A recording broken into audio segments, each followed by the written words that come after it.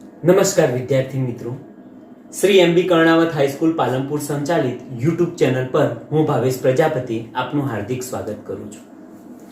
આજે આપણે ધોરણ 12 માં પ્રકરણ 4 પ્રાથમિક સ્વાસ્થ્ય લેક્ચર 6 માં એઆરટી પદ્ધતિઓ સહાયક પ્રજનન પદ્ધતિઓ વિશે અભ્યાસ કરીશું. હવે મિત્રો, અગાઉના લેક્ચર 5 માં સહાયક પ્રજનન પદ્ધતિઓ એસોસિએટેડ રિપ્રોડક્ટિવ ટેકનોલોજીસ વિશે થોડી ઘણી વાતચીત થઈ હતી.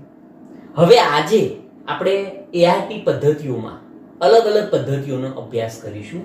એમાં પ્રથમ મુદ્દો છે આઈવીએફ.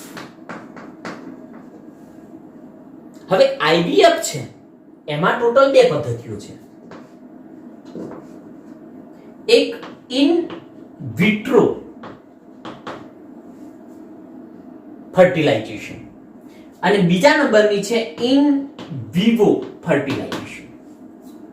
ફરીથી સમજજો, આઈવીએફ, ઇન વિટ્રો અને ઇન વિવો.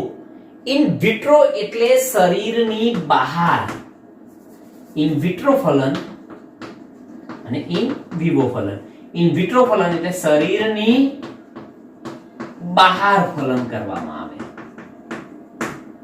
એટલે બહાર એટલે કે પ્રયોગશાળામાં. અને ઇન વિવો એટલે શરીરની અંદર ફલન. શરીરની અંદર ફલન એટલે કુદરતી રીતે ક્યાં?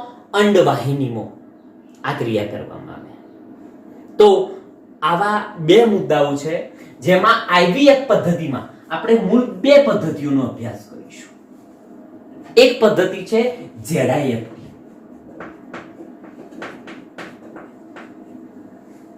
અને બીજા નંબરની પદ્ધતિ છે આઈયુડી. જ્યારે આઈવીએફ માં અહીં આપણે ઝેડઆઈએફટી ની જેવી જ જીઆઈએફટી, શબ્દ ભેદ જોજો મિત્રો, જીઆઈએફટી પદ્ધતિનો અભ્યાસ કરીશું. તો આપણે ક્રમશઃ આ મુદ્દાને ભણવાનો પ્રયત્ન કરીએ. એમાં પ્રથમ લઈએ છીએ in vitro fertilisation, in vitro ફલન. હવે ઇન વિટ્રો ફલન એટલે શું? તો શરીરની બહાર, લગભગ શરીરની અંદર જેવી સ્થિતિ છે, જે અંડવાહિનીમાં જેવી સ્થિતિ હોય છે એવી સ્થિતિમાં ફલન કરવામાં આવે. ક્યાં? તો કે પ્રયોગશાળામાં. તો શરીરની બહાર, લગભગ શરીરની અંદર જેવી સ્થિતિમાં ફલન કરવામાં આવે છે અને પ્રયોગશાળામાં રહેલા આ ભ્રૂણને પાછળથી ગર્ભાશયમાં સ્થળાંતરણ કરવામાં આવે છે. એટલે અહીં ગર્ભાશયનું પાછળથી સ્થળાંતરણ થાય છે, માટે આ પદ્ધતિ બીજા નામે પણ ઓળખાય છે, જેને ભ્રૂણ સ્થળાંતરણ પણ કહેવાય. એટલે ઈટી, એમ્બ્રિયો ટ્રાન્સફર. શું કહેવાશે મિત્રો એને? Embryo transfer. અને આ પદ્ધતિ ટેસ્ટ ટ્યુબમાં કરવામાં આવે છે, પ્રયોગશાળામાં. એટલે એ ટેસ્ટ ટ્યુબ કાર્યક્રમ તરીકે પણ જાણીતી છે, test tube baby. Test tube baby તરીકે પણ જાણીતી છે. તો ઇન વિટ્રો કોને કહેવામાં આવે? તો શરીરની બહાર કરવામાં આવતું ફલન. અને આ શરીરની બહાર ફલન એટલે ક્યાં કરવામાં આવે છે? શરીરની બહાર એટલે પ્રયોગશાળામાં. અને આ પ્રયોગશાળામાં શરીરની અંદર જેવી સ્થિતિ ક્રિએટ કરવામાં આવે છે અને અંડકોષ અને શુક્રકોષનું જોડાણ કરવામાં આવે છે. અહીં ટેસ્ટ ટ્યુબમાં જે ભ્રૂણ બને એ ભ્રૂણનું પછીથી સ્થાનાંતરણ થાય છે, માટે આ પદ્ધતિ ભ્રૂણ સ્થાનાંતરણ એટલે કે એમ્બ્રિયો ટ્રાન્સફર તરીકે પણ ઓળખવામાં આવે છે. આ પદ્ધતિ ટેસ્ટ ટ્યુબ બેબી કાર્યક્રમ તરીકે પણ જાણીતી છે. આમાં શું કરવામાં આવે છે મિત્રો? તો જે પત્ની છે, ઓબ્લિક દાતા સ્ત્રી છે, એનો અંડકોષ લેવામાં આવે છે. આ તો પત્ની, જો પત્ની અંડકોષ ઉત્પન્ન કરી શકે છે તો પત્નીનો અંડકોષ, અથવા પત્ની અંડકોષ ઉત્પન્ન નથી કરી શકતી તો કોઈ બીજી દાતા સ્ત્રીનો અંડકોષ અહીં લેવામાં આવે છે. એ જ રીતે મિત્રો પતિ ઓબ્લિક દાતા પુરુષ, એને શું લેવામાં આવે છે? તો એનો શુક્રકોષ લેવામાં આવે છે. જો પતિ નો શુક્રકોષ બરાબર હોય તો એનું, અને જો એમાં કોઈ ખામી હોય તો દાતા પુરુષનું સ્પર્મ લેવામાં આવે છે. તો સ્ત્રીનો અંડકોષ અને પુરુષના શુક્રકોષને એકત્રિત કરવામાં આવે છે અને પ્રયોગશાળામાં યોગ્ય પરિસ્થિતિ નિર્માણ કરી અને અંડકોષ સાથે શુક્રકોષ જોડાય એટલે શું બને છે? ફલિતાંડ બને છે.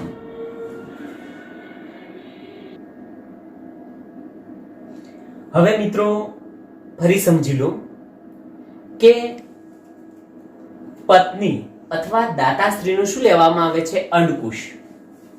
અને પતિ દાતા પુરુષનું શું લેવામાં આવે છે? શુક્રકોષ. અંડકોષ અને શુક્રકોષ જોડાય છે એ ફલિતાંડના નિર્માણને પ્રેરે છે. એટલે અંડકોષ શુક્રકોષ સાથે જોડાય અને શું બનાવે છે? ફલિતાંડ બનાવે છે. અહીંથી પદ્ધતિ બદલાય છે મિત્રો. જો આ ફલિતાંડ હવે સમવિભાજન પામશે, એટલે આવી રીતના એક હોય તો એમાંથી બે બનશે, બે છે તો એમાંથી આ રીતે ચાર બનશે, ચાર છે તો એમાંથી આ રીતના 8 બનશે, અને 8 છે તો એમાંથી પરિવર્તી વિભાજન થશે અને 16 કોષોનું ગર્ભ બનશે. એટલે અહીં એક કોષમાંથી 2, 2 માંથી 4, 4 માંથી 8, 8 માંથી 16. એટલે ધ્યાન આપજો કે ફલિતાંડ છે એમાં પહેલું સ્ટેજ 2 કોષીય અવસ્થા, એના પછી 4 કોષીય અવસ્થા, એના પછી 8 કોષીય અવસ્થા, અને એના પછી 16 કોષીય. આ રીતે સતત સમવિભાજનની પ્રક્રિયા થયા કરશે. એમાં જો ફલિતાંડ અથવા પ્રારંભિક ભ્રૂણ, ફલિતાંડ અથવા પ્રારંભિક ભ્રૂણ જો 8 કોષીય અવસ્થાનું હોય,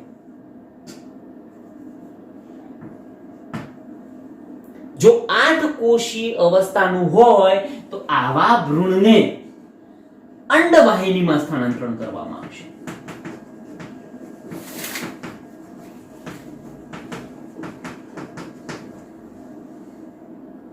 અને જો અંડવાહિનીમાં સ્થાનાંતરણ કરવામાં આવે તો આવી જે પદ્ધતિ એને કહેવાય ZIFT.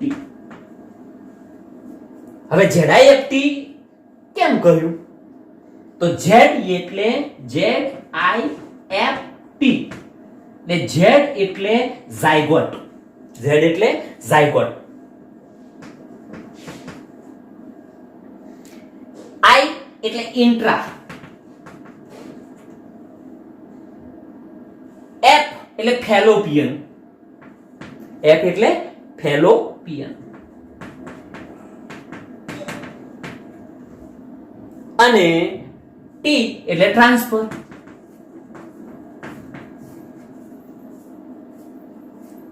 આને ગુજરાતીમાં પ્રયત્ન કરો. ઝાયગોટ એટલે ફલિતાંડ, ઇન્ટ્રા એટલે અંતઃ,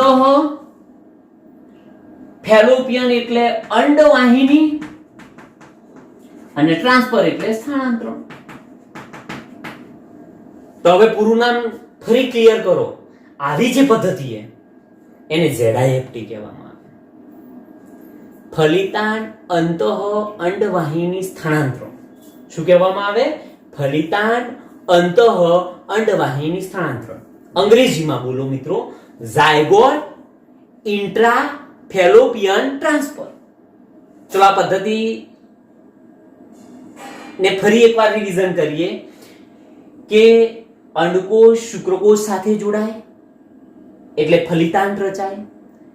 આ ફલિતાંડ માં સમવિભાજન થાય એટલે 2 કોષી, 2 કોષીમાંથી 4 કોષી, 4 કોષીમાંથી 8 કોષી, એટલે 8 સુધીના ગર્ભકોષ્ઠી કોષો ધરાવતા ભ્રૂણને જો અંડવાહિનીમાં સ્થાનાંતરણ કરીએ છીએ, ચલો 8 સુધીનો હોય તો એને ક્યાં સ્થાનાંતરિત કરીશું આપણે? અંડવાહિનીમાં. અને જો અંડવાહિનીમાં સ્થાનાંતરણ કરીએ તો આવી પદ્ધતિને કહેવાય ZIFT. પરંતુ 8 કરતા જો વધુ હોય, જો 8 કરતા વધુ હોય મિત્રો, તો એને ગર્ભાશયમાં સ્થાનાંતરણ કરવામાં આવે છે. અને ગર્ભાશયમાં સ્થાનાંતરિત કરવામાં આવે તો આવી જે પદ્ધતિ છે એને IUT કહેવામાં આવે. શું કહેવામાં આવે ને?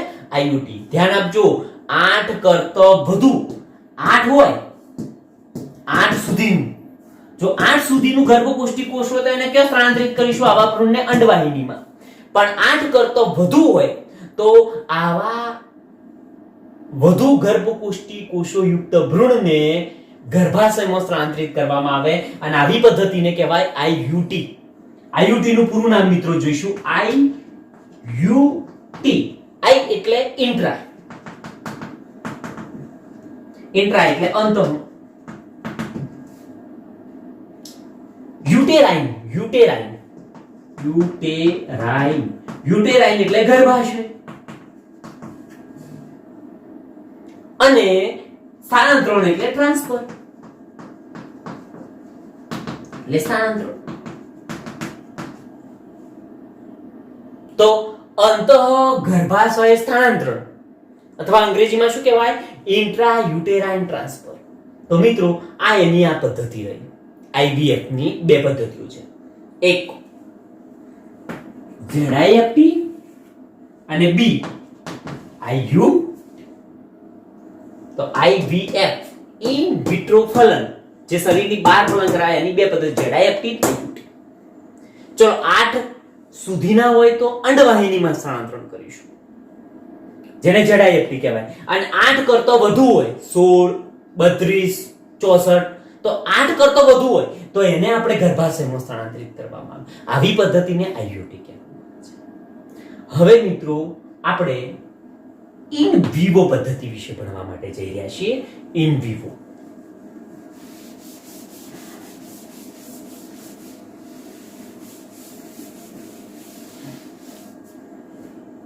ઇન વિવો ફલન જે સ્ત્રીઓમાં ગર્ભધારણની સમસ્યા હોય,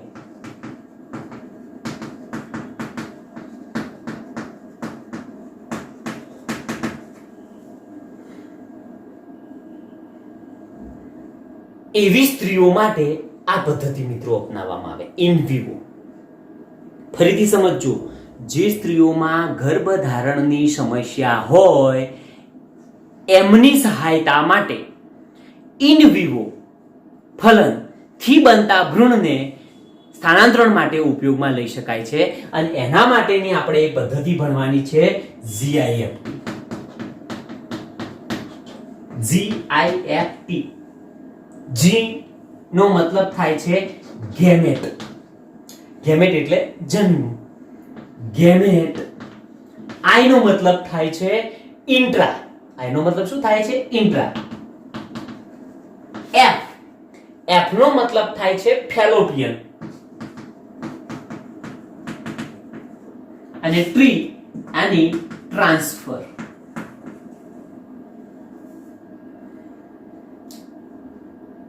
gamete intra Fallopian transfer, GIFT. હવે આ પદ્ધતિ કયા કિસ્સાઓમાં વાપરી શકાય? તો જે સ્ત્રીઓ અંડકોશ ઉત્પન્ન કરી શકતી નથી,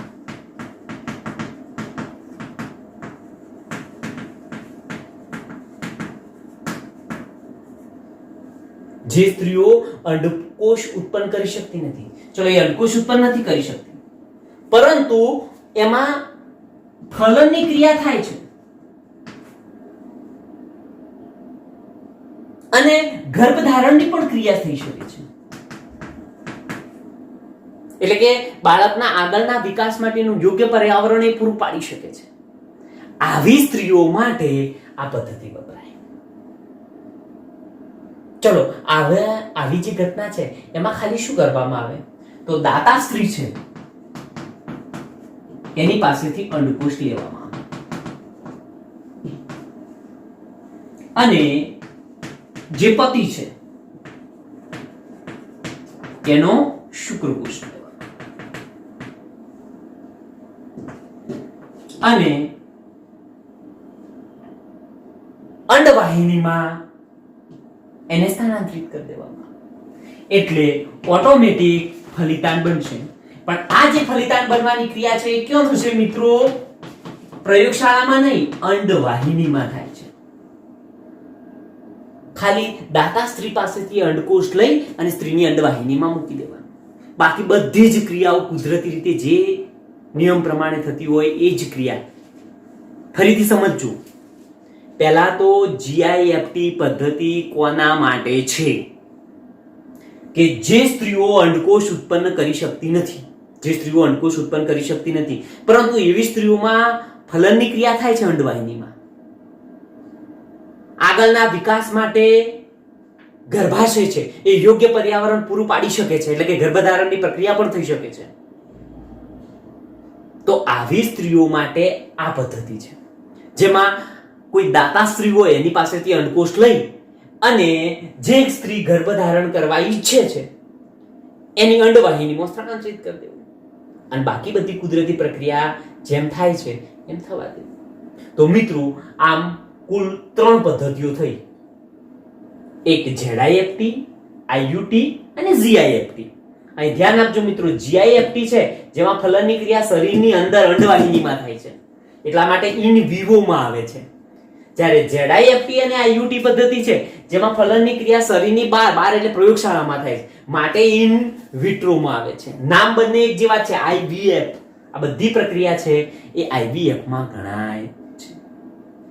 હવે મિત્રો આપણે બીજા પ્રોબ્લેમને લઈ અને વિશિષ્ટ પદ્ધતિઓ ભણીએ. તો એમાં પ્રથમ છે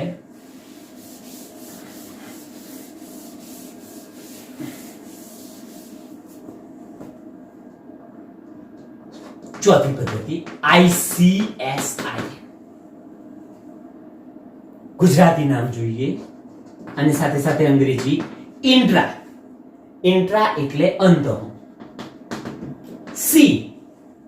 C નો મતલબ થાય સાયટોપ્લાઝમિક.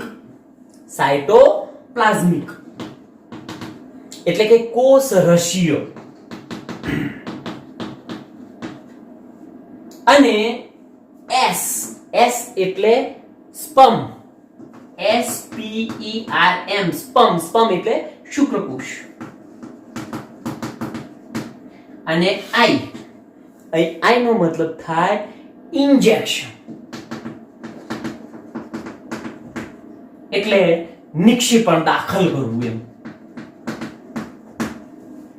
ICSI પદ્ધતિ અંતઃ કોષરસીય શુક્રકોષ નિક્ષેપણ.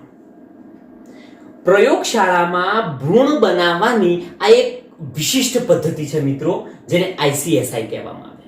હવે પ્રશ્ન થાય કે આવું ક્યારે શક્ય બને અથવા કયા સંજોગોમાં આ પદ્ધતિ વાપરવામાં આવે? તો કેટલાક પુરુષ છે એના સ્પર્મ છે શુક્રકોષ એ અંડકોષમાં દાખલ થવા માટે સક્ષમ નથી. મિત્રો હું તમને કહી દઉં કે અંડકોષના પડમાં દાખલ થવા માટે શુક્રકોષના આગળના ભાગમાં એક ઉત્સેચક આવેલો છે, હાયલ્યુરોનિડિસ. આ ઉત્સેચક અંડકોષમાં કાણું પાડી અને શુક્રકોષનો પ્રવેશ શક્ય બનાવે છે. એ આપણે અગાઉના પ્રકરણ 3 ચેપ્ટરમાં ભણીશું અથવા તમે ભણ્યા હશો. તો શુક્રકોષ છે એ અંડકોષમાં દાખલ થવા સક્ષમ નથી, તો ઇન્જેક્શનની મદદથી અંડકોષના કોષરસમાં શુક્રકોષનો શું કરવામાં આવે છે? પ્રવેશ કરાવવામાં આવે છે કૃત્રિમ રીતે. જે ક્રિયા કુદરતી રીતે થતી હતી એ જ ક્રિયા અહીં કૃત્રિમ રીતે કરવામાં આવે છે. એટલે અંડકોષના પડમાં શુક્રકોષ નો પ્રવેશ સક્ષમ ન હોય ત્યારે શુક્રકોષના કોષ કેન્દ્રને ઇન્જેક્ટ કરવામાં આવે, દાખલ કરવામાં આવે છે. તો આવી જે પદ્ધતિ છે એને ICSI. એટલે મિત્રો અહીં જે પ્રોબ્લેમ છે ને એ સ્ત્રીનો નથી, અહીં પુરુષનો પ્રોબ્લેમ ગણવામાં આવે છે. જો પુરુષમાં આ પ્રકારનો પ્રોબ્લેમ હોય તો આ પદ્ધતિ અપનાવવામાં આવે. કયો પ્રોબ્લેમ? તો પુરુષનો શુક્રકોષ અંડકોષમાં દાખલ થવા સક્ષમ ન હોય ત્યારે આ પદ્ધતિ વાપરી અને શુક્રકોષને સીધો અંડકોષમાં તમે દાખલ કરી શકો છો. પણ આ ક્રિયા પ્રયોગશાળામાં કરવામાં આવે છે અને પછી ગર્ભ તૈયાર કરી પછી એને ટ્રાન્સફર કરવામાં આવે છે. બીજી પદ્ધતિ છે મિત્રો 5મા નંબરની કૃત્રિમ વીર્યસેચન.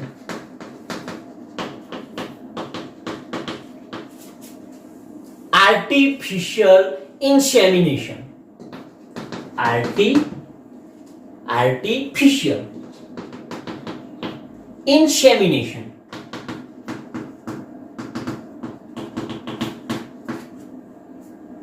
AI તરીકે એ જાણીતી આ પદ્ધતિ છે. AI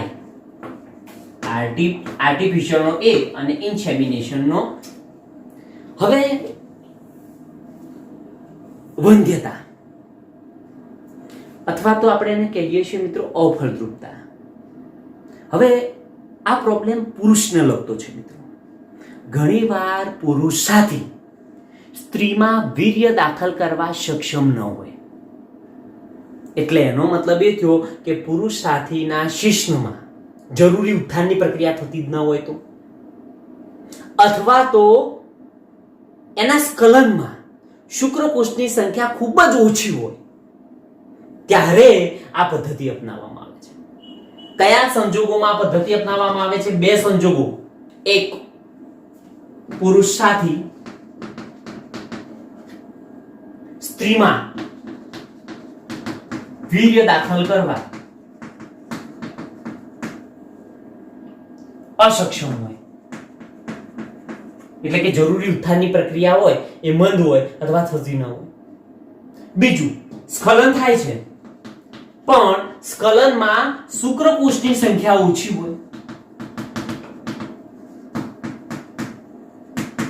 જો શુક્રકોષની સંખ્યા ઓછી હોય તો ફલન થવાના ચાન્સ ઘટી જાય છે. તો આવા સંજોગોમાં કૃત્રિમ વીર્યસેચન પદ્ધતિ દ્વારા તમે એને ઠીક કરી શકો છો. આ પદ્ધતિમાં એવુંથી શું કરવામાં આવે છે? તો પતિ હોય અથવા તો દાતા કોઈ પુરુષ હોય, એના શુક્રકોષ લેવામાં આવે છે. જો પતિમાં શુક્રકોષની સંખ્યા ભલે ઓછી હોય પણ ઓછી હોય તો પતિના અથવા તો કોઈ સ્વસ્થ દાતા હોય એના સ્પર્મને કલેક્ટ કરવામાં આવે છે અને પછી આ સ્પર્મને સ્ત્રીના યોનિ માર્ગમાં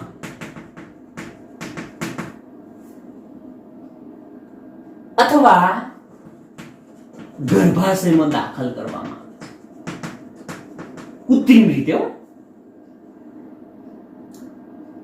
અને ત્યાંથી આ શુક્રકોષ ત્યાં જઈ અંડકોષ સાથે જોડાય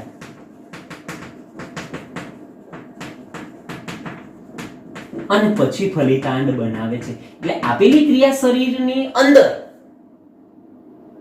ગર્ભાશયની અંદર થાય છે. માટે આવી જે પદ્ધતિ છે એને IUI તરીકે ઓળખવામાં આવે છે. 6થા નંબરની પદ્ધતિ IUI. IUI એટલે I એટલે ઇન્ટ્રા, ઇન્ટ્રા એટલે અંતઃ, યુ યાની યુટેરાઇન, યુ યાની યુટેરાઇન, યુટેરાઇન એટલે ગર્ભાશય અને I યાની ઇન્સેમિનેશન, ઇન્સેમિનેશન. તો ઇન્સેમિનેશન એટલે વીર્યસેચન. ફરી સમજો, આવી જે પદ્ધતિ છે એને IUI તરીકે ઓળખવામાં આવે છે.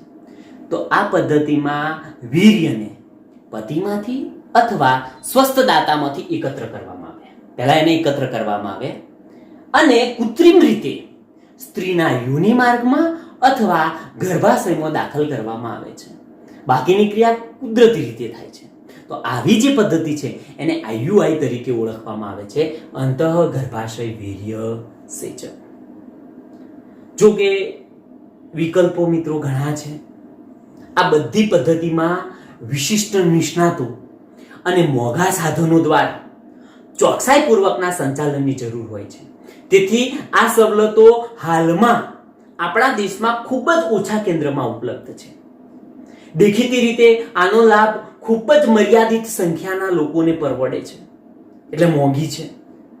આ પદ્ધતિને અપનાવવામાં બીજા કેટલાક મુદ્દાઓ પણ નડે છે, જેમ કે ભાવનાત્મક, ધાર્મિક, ધર્મ પણ આને અનુસર નથી, અને સામાજિક પરિબળો પણ અડચણરૂપ છે. આ બધી પદ્ધતિઓનું મિત્રો અંતિમ લક્ષ્ય તો એક જ છે, સંતાન પ્રાપ્તિ. તો મિત્રો, ભારતમાં અનેક અનાથ અને નિરાધાર બાળકો છે. જો તેમની દેખરેખ નહીં કરવામાં આવે તો કદાચ એ બાલ્ય અવસ્થાથી પુખ્તા અવસ્થા સુધી જીવિત રહી નહીં શકે. તો આપણા દેશે કાયદો બનાવ્યો છે, બાળકને કાનૂની રીતે ગોદ લેવાની પરવાનગી આપે છે. અને જે દંપતી માતા પિતા બનવા માટે ઈચ્છુક છે એમના માટે આ ગોદ લેવાની પદ્ધતિ સૌથી સારામાં સારી છે, ખૂબ સારી પદ્ધતિ છે. તો એમને માતા પિતા મળશે એ અનાથ બાળકને, અને દંપતીને એમને પુત્ર કે પુત્રીની શું થશે મિત્રો? પ્રાપ્તિ. તો અહીં આપણો આ પ્રશ્ન પૂરો થાય છે મિત્રો, અને પાઠ પણ પૂર્ણ થાય છે. નમસ્કાર.